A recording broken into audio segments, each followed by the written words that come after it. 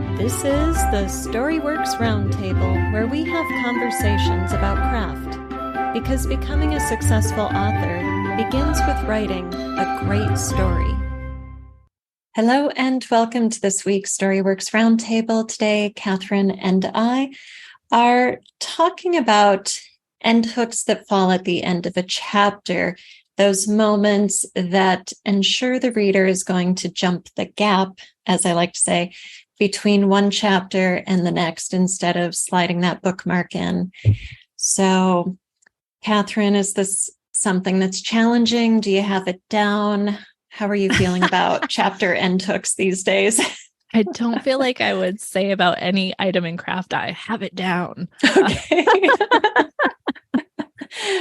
I feel like there's a level of instinctive or intuitiveness to this, at least when I'm doing it, like where you just kind of feel like there was that breath, but you can also like push, okay, like there was that breath that we need, or there was that catch. And then where do you want the exhale, right? And so you can kind of feel where the tension is doing that rise fall and where you want to break it in order to continue the gap. But I hate it when it's a straight cliffhanger, like middle of the action and then next chapter. So you kind of need to get like a little bit of that arc down, but just enough to where they still want to know, where's the rest of it? What happened next? Why is this, what's the repercussions of this situation, right? Mm-hmm. Yeah. I love that you said that. Let's spend some time there. I think, it's okay to have a scene that is going to break at the chapter, but only if you find that moment, as you put it, of the exhale. So it's not the cliffhanger moment, but it's that moment where, okay, we just saw that piece get resolved. And so we want to see what's going to come next. Mm-hmm. But the imminent question has been answered. Yes. Right? Yes. So I'm going to reference television, so apologies, but it's top of mind because I just saw it the other day. In Outlander, there's a scene where the heroine is being mistreated by the villain, shall we say. And your question is, will she be ruined or not? Right? Mm-hmm. And then the hero appears in the window with his pistol pointed at the villain and says, "Take your hands off my wife." Right? So we have this moment of, ooh, okay, there's hope again, right? The action that was rolling toward this seemingly inevitable end just got halted by the hero's appearance. Mm-hmm. So we kind of get to go, oh, okay, that's not happening. So they broke the episode there, right? So chapter break. The next episode has to pick up where we left off, because now the question isn't, will the villain take the heroine? It's, what will the hero what will his the villain? Yeah. Like now there's a new element to this conflict. We've got three players instead of two. The hero's got the pistol pointed at the villain and such. And so even though that might look at first glance like a cliffhanger, we have this shift in the action that is significant enough to change the question in our mind. Right, exactly. It's linking your questions, right? Opening a new question before you break the chapter so that they then know what the next chapter is going to address and they want to get there, right? Oh, okay, now I know where we're going. And oh no, this chapter, now I'm on chapter 13 and I was going to stop, but now I'm 6 pages into it and I can't stop. Right. Well, and it's such an art knowing where to place that. You said we do it intuitively so often, and yet I have found many, many writers over the years who actually write past the hook, not as many writers who leave us in that cliffhanger moment, but just to kind of finish out the illustration, it would have been a cliffhanger if they had cut the episode before the hero appeared in the window, before we had that moment to kind of take a breath and then phrase a new question. Yeah, without the release of tension. So we need that release of tension. Yeah, and I could see how writing past that would be too easy, right? Because you're just finishing the scene, right? And so you just, and then it comes to a natural conclusion at the end of the scene, and then you put the chapter break, and then all of a sudden in goes the bookmark, right? Because we've written right past the moment of the next hook. Right. Well, okay, so let's define the hook here. You know, when writers write past their hook, they wrap things up. There's too much resolution. And so we do say, all right, bookmark, bedtime. Whereas with the Outlander example, the hook is the appearance of the hero. So the first question, will the villain take the heroine, is resolved when the hero appears. Right. But then the hook is that new question. What's the hero going to do to the villain? Right. How is the hero going to save the heroine? Right. And so it might help to think of the hook in terms of planting a question that gets us across that gap. And that question doesn't have to be the same as the one that was the climax of that chapter. Sorry, I'm like thinking of another example here. Okay, good. It's I'm not gonna give like the exact book because I'm gonna mess it up. But like in my brain, I had the whole thing happening, but I'd have to look at where the chapter break was in order to do it. But so essentially, heroine has a villain / non-villain character. He's working against her, but possibly not the bad guy, right? And they go through this whole fight. He saves her, and there's obvious debt that's going to be paid. She gets out, he shows up again, and then the chapter breaks. Then you're going to say, what's the debt that needs to be paid now? Here comes the comeuppance, right? And so you're going to move right into that as the next chapter is, oh, crud, you know, she's been rescued, but now what? So we got through that action sequence, but then maybe the next chapter isn't going to start with action, right? Because we can move from that external action piece into the hook being more of a character or a theme, you know, piece where you're like, oh no, you know, now everything comes at a price, right? What's the price that's coming next? So you can play with, you know, what is the hook going to be off of the previous chapter by switching up what part you're really focusing on, whether that's plot arc or character arc or a theme throughout the story. Right. And it's important to note that, you know, you aren't going to have an action chapter, an action chapter, an action chapter, an action chapter, right? Typically. And so you do want to switch that up.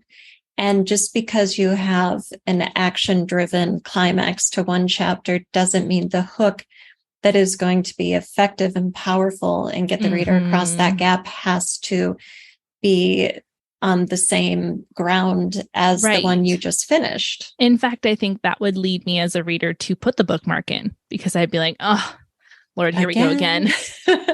Right? Like, I'm not ready for another moment like this. I'm not ready for another battle. And I think it's easy as a writer to kind of see that as a like, okay, well, now what? Now I have to ask another question. Now I have to lead up into another thing. Like, okay, well, here's the next action beat that we have to hit. But in reality, the more you switch it up, the more your reader is going to follow those further, because they say, okay, like here we are, we've just won the battle, but oh no, like what's happening between these two characters, or what happened to so-and-so, where'd they go, or, you know, whatever. So you can string them along more with that emotional versus mental, you know, like you're pulling different strings to keep them in the story. Right. Yes. Yeah. And I think it's another point, just playing off of that, what you just said is that where we place that chapter break can come in the middle of a movement, right? So it's the end of the chapter, and that chapter has a climactic moment, and there's that resolution. But then what opens the next chapter could actually be, if we were graphing our plot and it was going in waves that rise and fall, it could actually be falling. So it would still be continuing the action movement. So with the Outlander example, the hero gets the heroine away from the villain, and then they have to escape the fortress, right? So we don't get a true shift away from action until after they've escaped, in the middle of what we'll call the next chapter. But that downward motion is like the wave falling after the climax with the villain, right? So the movement continues before we hit the trough, and then a new movement has to build to a new crest. And that's where we shift, whether we're looking at the character or the theme, or right. So that's where the movement changes. Yeah. I actually like to think of it more almost like a braid, right? Where they're kind of over. So one's going down, the other one's kind of coming up, and they kind of not overlap exactly, but you can kind of get that crisscross of here's the resolution of one, but the upping of tension in another, or a change of conflict, where you aren't going to lose that in the lull. Right. Yeah. So, but yeah, definitely. They're always, you can have that tail end in the beginning of the chapters. In fact, I think that's kind of like, I don't know, like there's a few times I think where you get like a block of chapters where you do have that moment where you want to be able to let the reader put the bookmark in, and you start back over with, resetting the scene and re-establishing and, going back in a slower way. Right. But for kind of in the middle of a chunk of movements where you really want to keep the reader engaged, then just crossing over that resolution piece into the chapter, I think is just key. It just keeps people from falling off with the falling. Right. Right. Well, and I think another place where we can get into trouble is when the chapter break takes us to somewhere completely different, like when you've got a different point of view, or you're going to a different timeline in your story or something. And so you want the chapter break to fall after enough resolution that we're satisfied and we're okay with leaving what just happened before we switch gears and go to that other POV or other timeline. Otherwise, readers will feel frustrated with you, and they'll want to like skip that chapter to find the resolution to what just happened. So, using the chapter break as a way to really totally shift us to another place in the story is a powerful tool, but you have to be extra careful with those end hooks, with where you place the breaks in the movement. And you still want a hook, because you still want the reader to be excited to go back to that point of view. And I think this is where having a multiple point of view book where you have characters completely separate from each other, living two different stories that will eventually converge, that's a whole different thing altogether. Because to me, then you really are struggling with you want the reader to care deeply about what's happening with the other one, but you also have to give them enough space. Like, okay, maybe we know that they've got a 3-month trip or something, right?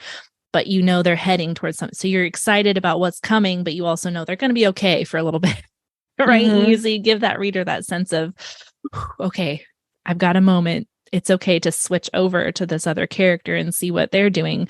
Whereas I think if you have 2 or maybe even 3 point of views where they're all kind of together, or they see each other, or they're within a single space. I'm thinking like romance novels where they do male and female point of views, or, whatever. So you can kind of see the other one, then there's not as much of a problem with having an end hook where you're switching point of views, if that makes sense, because you still might get that resolution just from the other person's point of view. And in fact, you might need to get it from the other person's point of view because of conflict or something else that had happened in the previous chapter. So I think it depends on how far separated these two strands of story are. Definitely. Right. Because if the movement is continuous action and you've only switched points of view, as you're saying with like the romance idea, it's not really an issue. But if you're in like an epic fantasy and you've got multiple heroes in multiple quadrants of the land, or you've got something generational, so there are different timelines that we're moving in between that are woven together, then they're really two different stories that have connections, that have touch points. And so we need those chapter breaks to be especially artful so that we don't get lost, and so that we maintain the hook, the dramatic tension that pulls us forward. But we want the reader to be able to go from A to B without feeling any frustration. Yes. Yeah. And with feeling that connection still to the A character, that when their chapter rolls back around, we remember what's going on with them, and we remember where they're at, and we remember why we cared. Right. And I think it's too easy if we wrap it up too hard. Right. Or opposite direction, you end up with skipping chapters or getting frustrated and putting the book down, which is what I have done multiple times with multiple point of views, because I just don't care about that person. And I wanted to get back to that story, or, you know, that was the only one that I really was following. So yeah, sorry. Right. No, I would totally put a book down if it wasn't doing its job. Right. Exactly. All those silly jobs that books have to do. Keeping a reader engaged and entertained. Oh my God. And yes. You were talking about like multi-generational, like epics where you're kind of changing timelines or point of views and maybe even losing that character altogether. Like, what sort of hooks do you use to flow between something that maybe doesn't have any continuity whatsoever?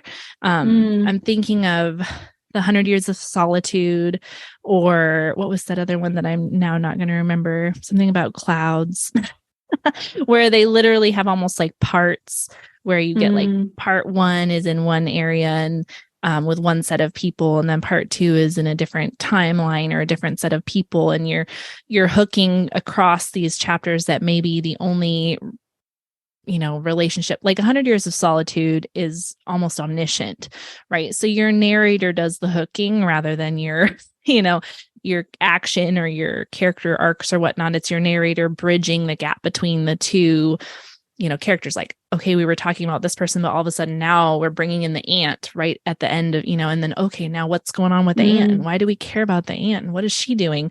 So kind of crossing those hooks where there's not a lot of, you know, Velcro there, if that makes sense. Right. Yeah, I think so. Correct me if I'm wrong, but I think what you're pointing at is, we were talking earlier about action-driven hooks, but now you're describing character-driven hooks, where it's not really about what's playing out in the story, but who's entering the story or leaving it, and what their life is or take on things will be, or how they're going to interact with the others. And so, you know, it's nice to go there and remind ourselves that there are many types of hooks, and all a hook is, you know, we do ourselves a disservice if we only think of it in terms of action. But all that means is that we've planted a question in the reader's mind that the reader now wants to have answered. Hence, they keep reading. We're just keeping them on the fishing line here. Have another exactly.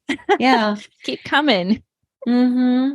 And I think any hook that does that is a good, effective hook. So it can be quiet, it can be slow, it can be character focused, it can be thematic. It's just, I want more. I want to keep reading to find out what is coming in this story. And the good ones are invisible too. Right. Totally. So when you're structuring chapters and chapter hooks, do you structure them in the outline phase, or do you wait until you've written scenes and then break the chapters after you've written the scenes? I do both. So I will, you know, do my storyboarding process. And then when I'm drafting, there's always some degree of deviation, because storyboard gives me this map is even too hard of a word, but gives me my map. But then as I write, I'm still in the discovery phase in the first draft.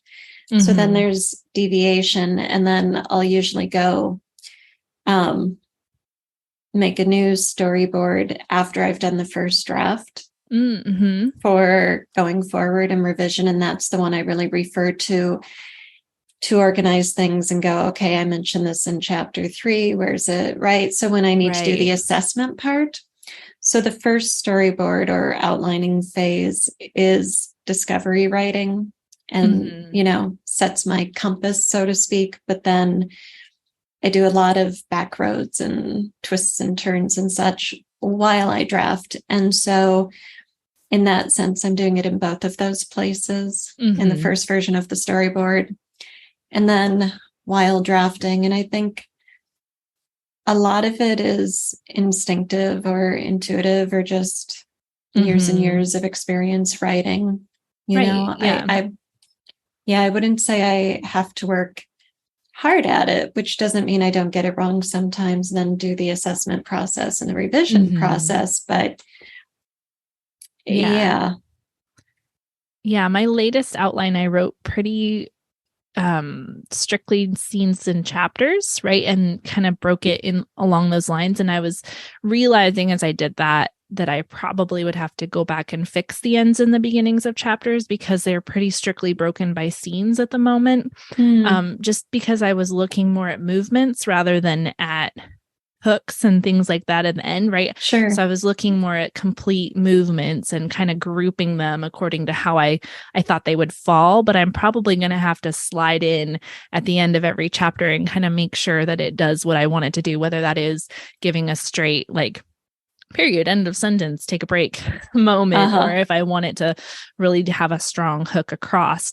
And because my latest outline was an urban fantasy outline, it's going to be a fairly fast-paced book. So the likelihood is there's not going to be a lot of chapters that I don't want to have a pretty strong hook across because it's going to be short and I want it to be just like, consume. But like, I don't think that it's in my outline that way.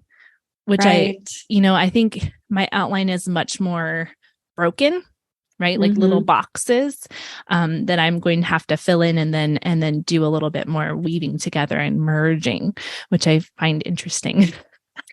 Now that we're talking about this, not that there won't be some continuity, but just in the way that I was outlining it, I think it just came out a little chunkier and a little less connected between the chapters. Right. Yeah, that's interesting. It makes me think of settings, thinking of writing the outline according to scenes. So often our scenes are according to our settings. Yes. It's where is this located? Who's on the stage of the page in this place and time?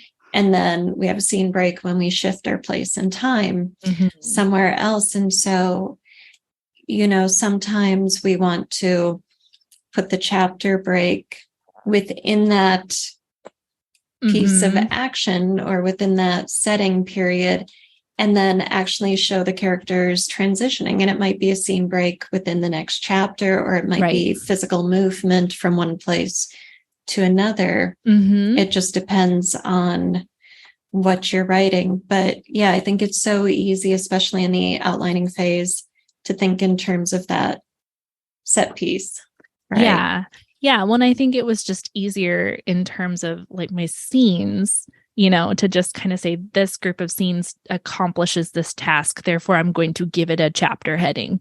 Right. And even though that may be artificial in this moment, it helps me to think about like, okay, I've got this, or I've got this section, or this, whatever, and kind of picturing the movements that way when, later down the line in revision, that might shift.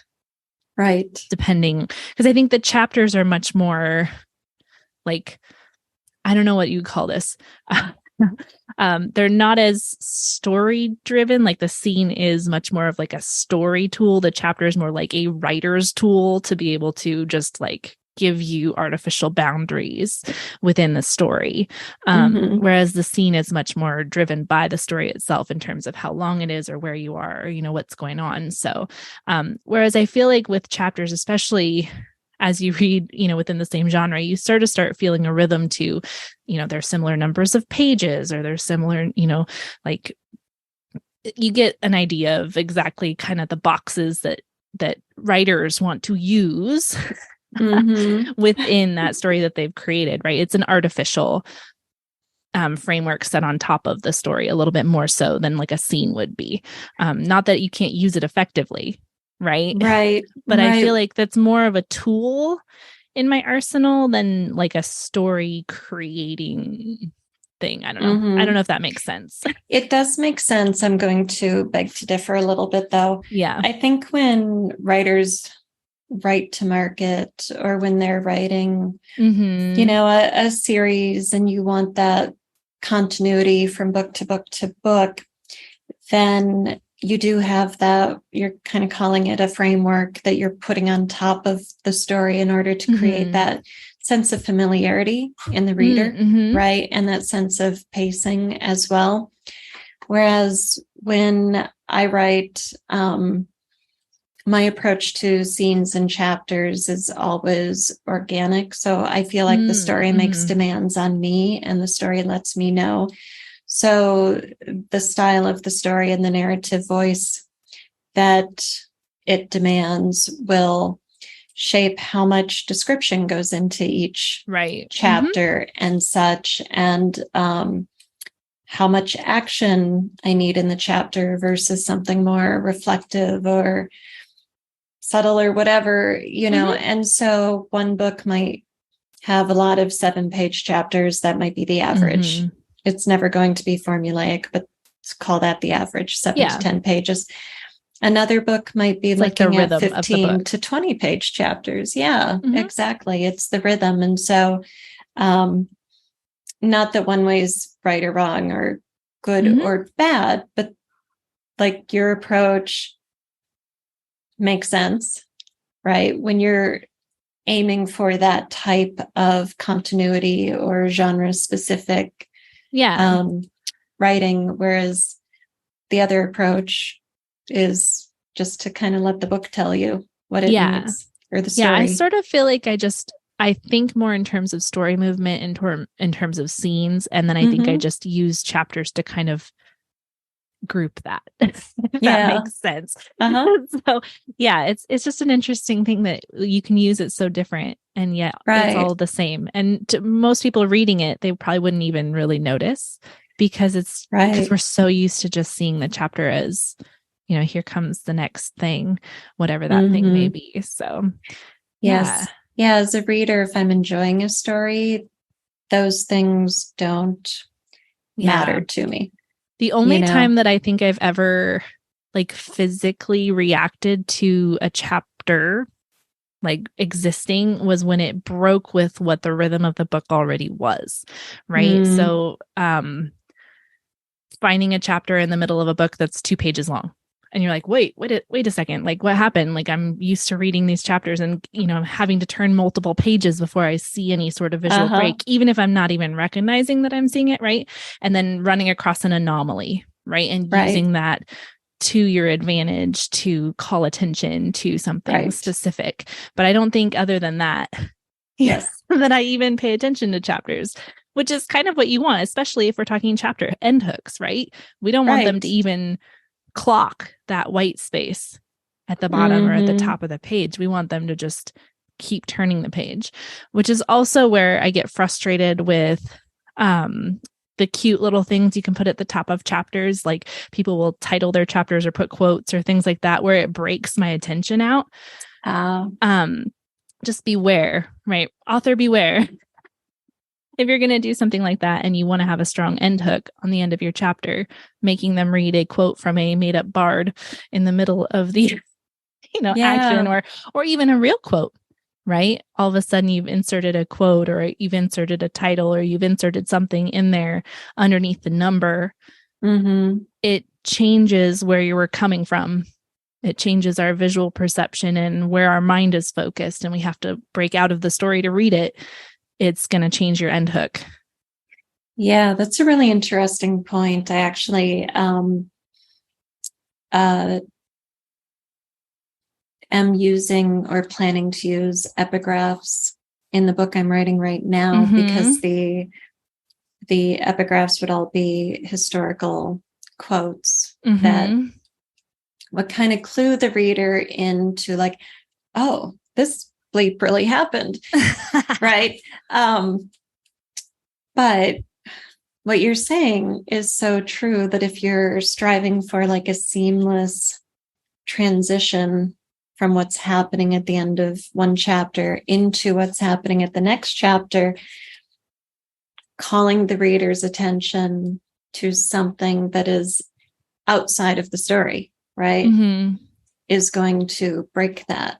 The reader's going to have to consciously choose to ignore it in order to create the continuity of the story. So, again, I don't think it's right or wrong, but it's a question of what are you doing in that movement? Yeah. And do you want the reader to pause and look at something like an epigraph and, think about it before they continue with the story? Thank you for listening to the StoryWorks Roundtable. Find all our shows, show notes, and videos at storyworkspodcast.com.